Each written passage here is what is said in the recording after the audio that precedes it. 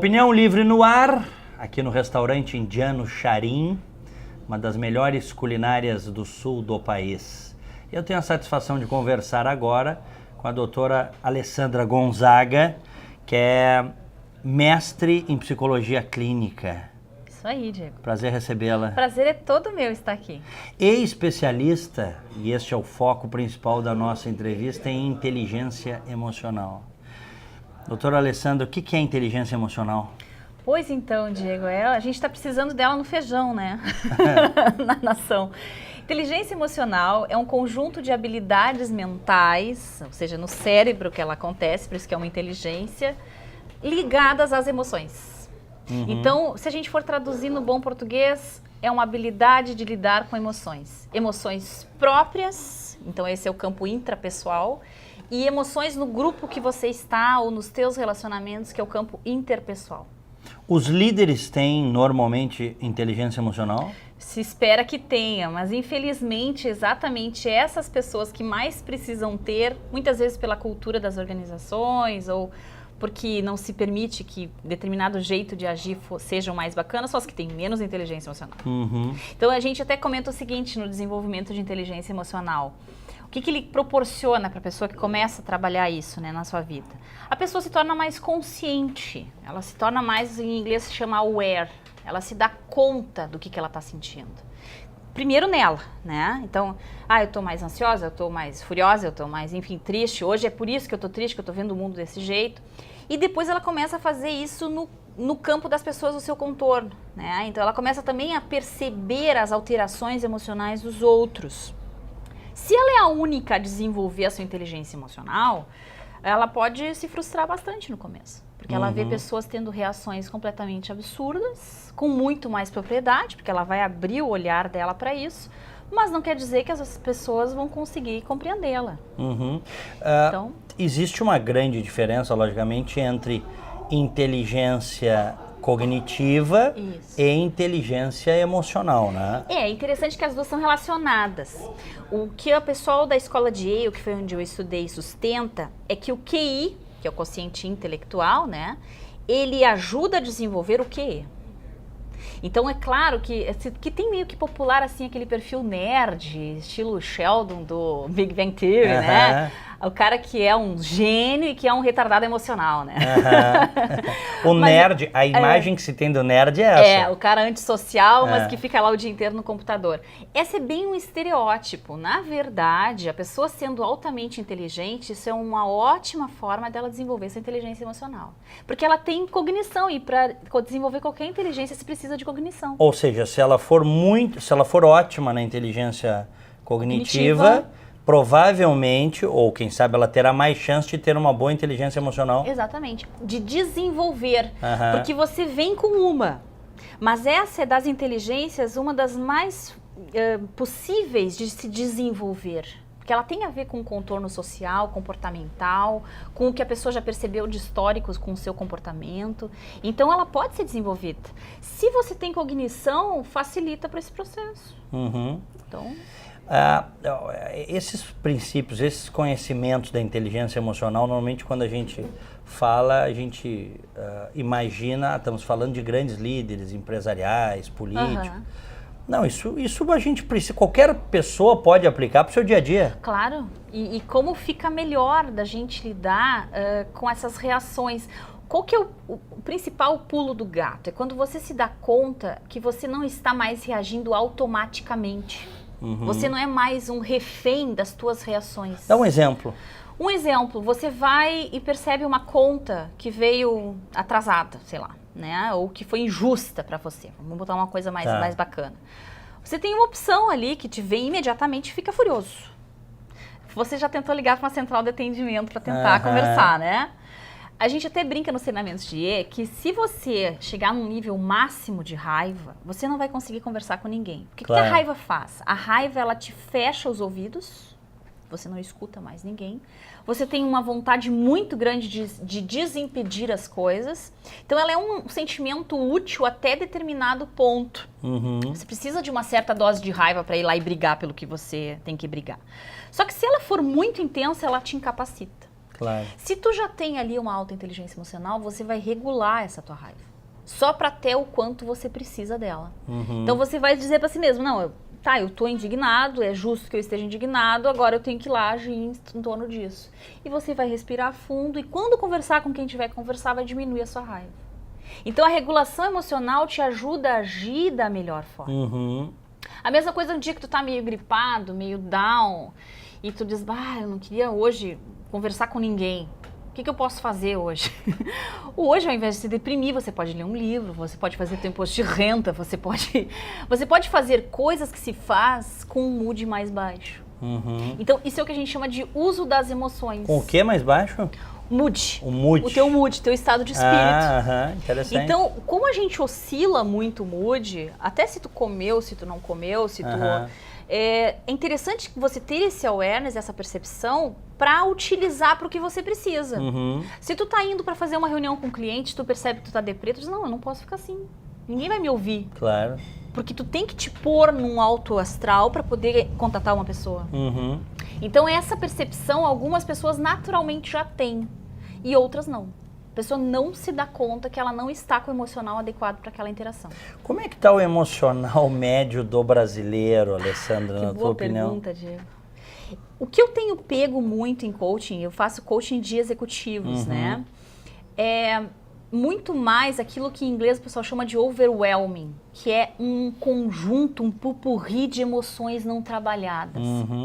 Como a gente está muito ligado nos celulares e nas informações, hoje a gente acessa uma quantidade de informações muito grande. E a gente não dá conta disso. Então, em geral, as pessoas estão mais ansiosas. Em geral.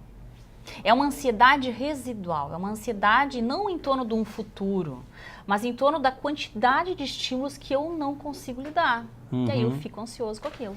Eu noto que é o seguinte, o brasileiro tem a fama histórica de ser um povo muito cordato.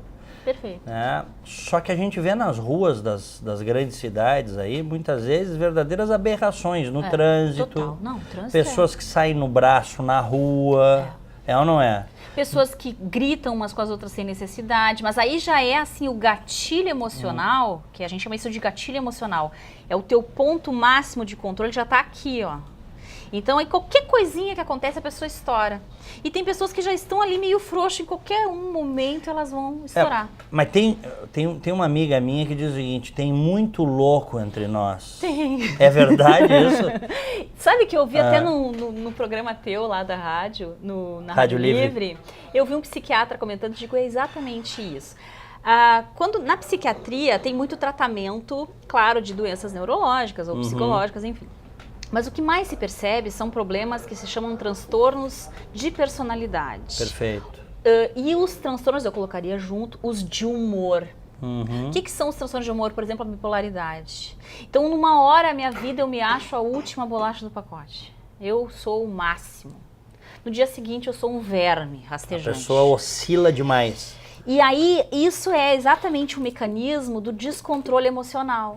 Então, em geral, tu me perguntou, eu diria que a gente está com muito mais emoções na mesa e com muito maior dificuldade de administrar as emoções que estão aí, sejam quais forem. Eu consigo identificar hoje, tranquilamente, até porque a gente cruza com pessoas, que são os bipolares não medicados. Porque hoje com a medicação, com o tratamento, que as pessoas não deveriam, infelizmente ainda tem preconceito, né? Mas não deveriam ter preconceito. Não, o cara deveria tratar isso. Sim. Né? A gente quando quebra um pé, trata o pé. Quebra um dente, trata o dente. Isso. Por que não tratar das emoções? Né? E tem remédio hoje, tem medicação, tem químicos. Eu identifico hoje, doutora Alessandra, várias pessoas que eu sei que têm, e não são más pessoas, inclusive muitas delas são boas pessoas, boa índole, bom caráter, mas são pessoas que em determinados dias da semana estão irracíveis. Elas se odeiam e elas passam isso para os outros. Sim, Eu diria que assim, ó, a gente também tem um excesso de diagnóstico. Eu vejo isso muito com crianças, né? Às vezes a gente só precisa começar a prestar atenção. Como é que tu desenvolve tua inteligência emocional, ouvinte, quem está vendo? Comece a prestar atenção. Comece a se dar conta do que você está sentindo, do que a pessoa da tua frente está se sentindo. É que a gente está numa velocidade tal, e também a velocidade não ajuda nessa reflexão, né? Todos nós oscilamos. Quando é que isso se torna patológico? Quando essa oscilação te impede de fazer o que tu precisa. Perfeito. Quando você deixa de ser funcional. Quando sair de casa é um esforço. Quando ter um relacionamento é um esforço.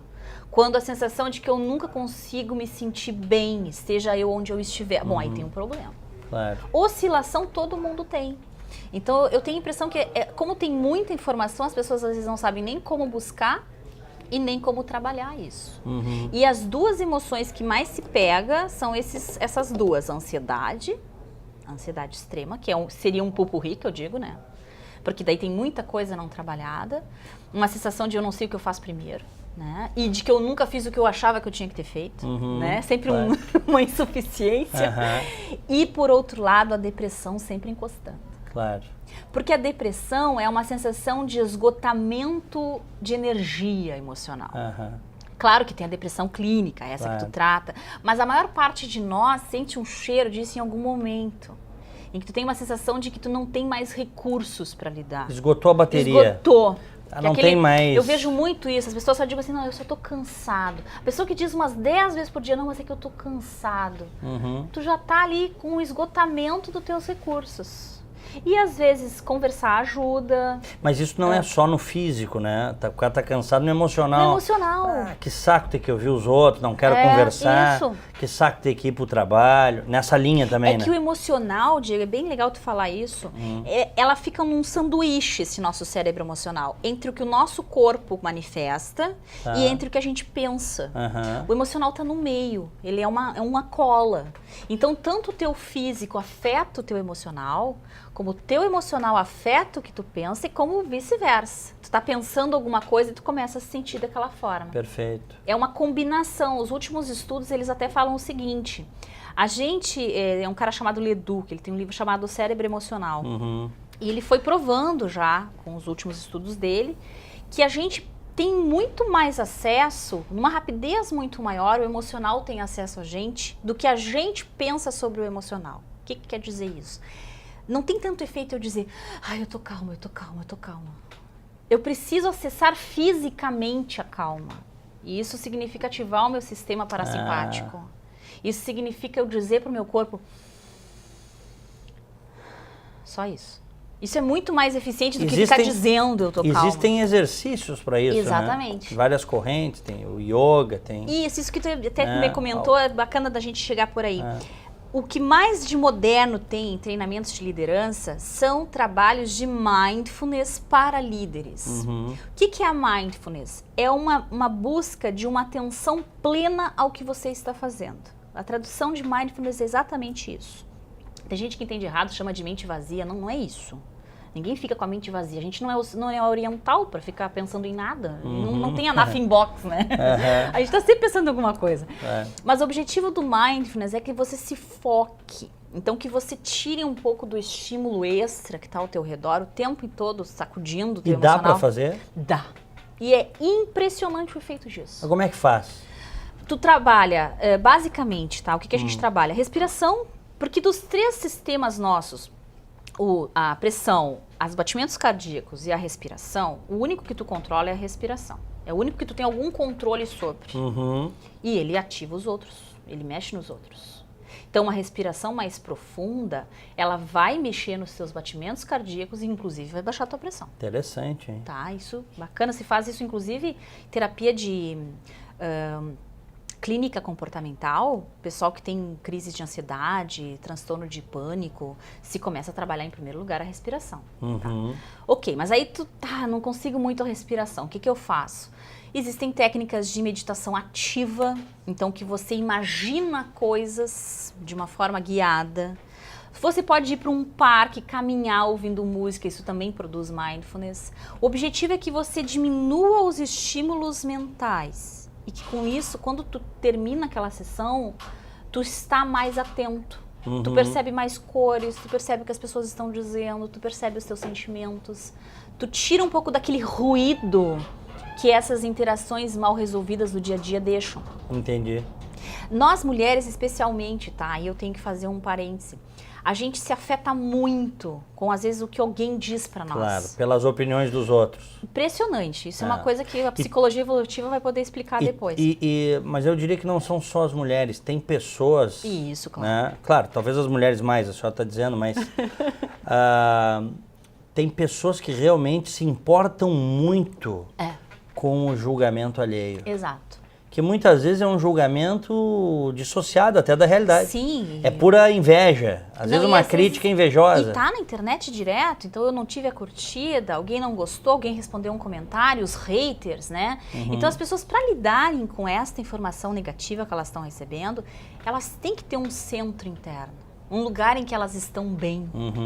E comentando das mulheres, o pessoal não achar que eu estou falando mal de mulher, as pesquisas mundiais, o que elas dizem? As mulheres, em geral, elas têm um campo experiencial das emoções maior do que os homens. Ou seja, elas captam muito mais informações. Já os homens têm um melhor campo estratégico. Então, uma vez posta a informação, eles lidam e dão mais rapidamente uma disposição. Interessante. Então... É mais objetivo? Então, mais pragmático mais até? pragmático, mas se entrou a informação, ela é melhor tratada. O problema é que ela não entra, às vezes. Claro. não entrou daí. Isso tem pesquisa apontando? Tem pesquisa apontando isso. Então, dentro do Miskit, que é essa ferramenta que eu utilizo, que mede o quociente emocional. É aplicada em 5 continentes. Então, ou seja, as mulheres, em geral, isso é tudo, claro, é em geral. É claro que tem mulheres que vão ser mais estratégicas e homens que vão ser mais... Estamos falando de uma média. De uma média, né? Então, o que significa? A mulher precisa trabalhar muito bem esse filtro. O que ela vai colocar para dentro, o que ela não vai. Porque ela pode botar muito lixo para a caixa de entrada. E a gente, na internet, está sujeito a isso. Eu vejo muitos sites, eu dou aula de comportamento organizacional, né, para os meus alunos... 20 e poucos anos de idade, um tormento. A quantidade de xingamentos na internet que eles se sujeitam. Sites para odiar alguma coisa ou outra. E como isso afeta. Quanto mais jovem, mais afeta. Né? Então a gente tem que trabalhar esses filtros. Claro. Para não deixar se afetar tanto. Por outro lado, e aí que eu acho que é bacana também o teu programa, que eu assisto muito... A gente tem que se dar o direito de ter opinião e posicionamento sem precisar catequizar ninguém. Então, esses dias me perguntaram, mas qual é a solução, então, para as pessoas se sentirem mais calmas e tal? Eu acho que a única solução para todos nós é se conhecer melhor. Sabe que eu sempre digo... Se conhecer. Alessandra, no programa, eu tenho opiniões muito sobre alguns temas que eu formei ao longo da minha vida, de 45 anos, então já são consolidadas, né? E aí eu costumo dizer o seguinte, olha, eu não quero convencer ninguém. Se você se convencer a partir das informações que tem aqui, racionalizar e chegar à mesma conclusão que eu vou ficar muito feliz, mas também se não chegar, é da vida. Esse é o grande lance, eu acho. Mas isso é também um respeito que tu tem com a opinião e com o pensamento livre das pessoas. Eu também tenho muito isso, me identifico com essa tua percepção. Eu acho que a gente tem que ter a liberdade de pensar, de duvidar, de mudar de ideia, né? O problema é que a maior parte das pessoas radicais, elas não se contentam em acreditar. Elas querem te convencer. Não, eu vivi isso como um jornalista que já há 20 anos me declarei um liberal. Eu vivi isso, o ódio da esquerda durante 20 anos. Não que eu não viva hoje, eles estão aí. É que hoje você... Tá todo mundo meio perdido. Não, mas é que hoje tem um equilíbrio. Já não é mais nome feio se dizer liberal, né? Se dizer de direita ou de centro-direita. Ou que não vota na esquerda. Há 20 anos você era linchado moralmente. Sim, você não era uma pessoa do bem, se você dissesse uma coisa assim. Isso era muito, eu acho que em algumas universidades, infelizmente, em muitas, por sinal, sobretudo na área de humanas, isso ainda é ensinado dessa forma. É doutrinação mesmo. Eu não sei onde começa isso, eu também sinto isso. Eu sinto que tem algumas opiniões que têm mais respaldo e outras não, na área acadêmica, exatamente por isso. O próprio tema da inteligência emocional não é um tema muito simpático. Porque o que eu acho, por que ele não é tão simpático para essas correntes? Porque, mais uma vez, coloca bastante responsabilidade no indivíduo. Para que ele desenvolva, para que ele se organize internamente. Isso é um princípio liberal, né? A responsabilidade pessoal. Individual, né? E individual, perante o coletivo. Não se quer dizer que a pessoa não está sujeita ao coletivo, não é isso. Claro. É claro que a gente, numa cultura opressora, a gente vai se sentir mal, por melhor que tu seja, né? Mas o coletivismo é uma forma de ditadura. E de anular o indivíduo. Quer ver uma coisa? Por exemplo, vamos pegar a Constituição brasileira. As empresas, elas têm na Constituição uma função social. Tá? Se elas não têm função social, o Estado pode vir ali desapropriá-las, por exemplo. Por que elas têm que ter função social? Quem é que inventou essa baboseira? A empresa, ela existe, a função social dela, naturalmente... Isso que eu ia dizer. Né? É a lá Drucker. Então, o que o Peter Drucker dizia? É natural. Ela existir já é uma função social. Já é uma função social. Porque ela está dando emprego. É isso aí. Ela está oferecendo um serviço, ela está oferecendo um produto. Ela está criando coisas novas. Ela está mexendo a economia.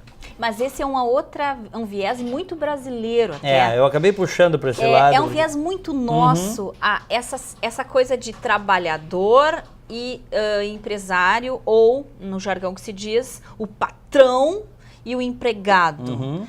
É uma coisa velha, antiga, essa visão de mundo, que só haviam duas classes, né? Os proletários e a classe burguesa, enfim. Isso é pré-revolução industrial até. Exato. Então, essa é uma visão muito antiga de mundo. Quantas classes nós temos hoje se a gente fosse tentar fazer isso? A gente tem inúmeras. A gente tem artistas, a gente tem área de serviços inteira que surgiu.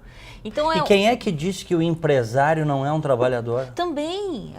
O que eu mais vejo, por exemplo, em aula, eu dou aula para estudantes que trabalham o dia inteiro para pagar a sua faculdade, chegam cansados em aula e vão assistir os seus 4 períodos de aula para se qualificar. Perfeito. Trabalham. Estão em busca do mérito. Muitos deles são, sim, empreendedores. Eu tenho um aluno, por exemplo, que ele se tornou gestor do mercado lá do bairro onde ele mora. Está terminando a faculdade e já é gestor da onde ele trabalha. E tem o mundo nas costas. E é acusado de ser explorador. Então é muito, muito estranho isso, né? Eu me sinto, viu, Alessandra, como cidadão, tá? Eu me sinto oprimido por esse estado de coisas que é o Brasil, sabe? Com essa legislação que ela é contra quem empreende, ela é contra quem arrisca, ela é a favor do bandido e contra o cidadão que trabalha e que produz. Nós pagamos impostos para sustentar castas da área pública. Olha as castas do setor público aí, as corporações. E a corte real, que é Brasília, né? Então a gente tem uma... Aliás, a gente falava, né, sobre isso. Tu dissesse que uma má ideia foi a construção de Brasília. Sim, porque você tem lá um lugar isolado. Sabe que uma época eu prestei consultoria e a gente ficou num hotel de Brasília. E me chamou muita atenção que o hotel ficava lá perto da casa da Dinda. É aquele que o Lula ficou. Deu o acaso de naquele dia veio uma rainha de um país, agora eu não vou me lembrar qual. Tinha um tapete vermelho estendido no hall do hotel, né? E eu prestei atenção que tinha o preço da suíte presidencial do hotel. Custava, na época, isso foi há 6 anos, 13 mil reais. 13 mil reais. E você sabe que tem em Brasília pessoas que não ganham isso no ano ou em 2 anos, o preço daquela suíte. Então, isso é característica de país de quarto mundo. Claro. Você ter a corte e o resto. Claro, claro. E nós temos que evoluir. Mas pensando no que tu falou de se sentir oprimido, eu também morei fora. Eu morei nos Estados Unidos. Eu tinha Social Security americana, eu tinha ID Quanto americana. tempo morasse lá? Morei 2 anos lá. Entre 1 ano e pouco, 1 ano e muito, não chegou a fechar 2 anos. Aí foi entre 2000 e 2001. Antes de cair as Torres Gêmeas, eu vim para fazer uma cirurgia no Brasil e aí fechou os Estados Unidos, não pude voltar. Tá. Que a tua ideia era voltar. Eu queria trabalhar. Eu trabalhava em Manhattan, na parte sul de Manhattan.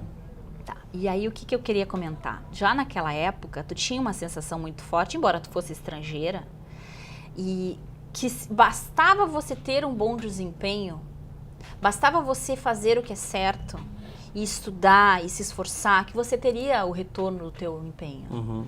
E eu acho que essa é a maior injustiça no Brasil. A gente tem a sensação de que fazer muito não é o suficiente. Tá sempre devendo. E que, além de estudar muito, de fazer muito, você não tem o mesmo respaldo de pessoas que fazem o que é errado. Uhum. E que ainda assim são acobertadas por isso. Então isso é claro que é muito nocivo. É. Isso mexe, né, com a nossa... Mas vamos lá, não vamos Nosso ser humor. pessimistas. Como é que eu vejo hoje, tá? Em geral, nossa situação no país. Eu acho que a gente primeiro piora para depois melhorar. Uhum. Me agrada ver que as coisas estão até mais graves, porque eu tenho a impressão que pela primeira vez tá tudo no ventilador. Claro. É a primeira vez mesmo. Então, tem que sair alguma coisa daí. Uhum. Claro, eu tô na torcida para que a gente saia melhor. Estamos, né? Estamos todos nós. Alessandra Gonzaga, mestre em psicologia clínica, especialista em inteligência emocional. Obrigado pela presença. Diego. Te espero mais vezes para a gente conversar. Muito obrigada, estou à disposição.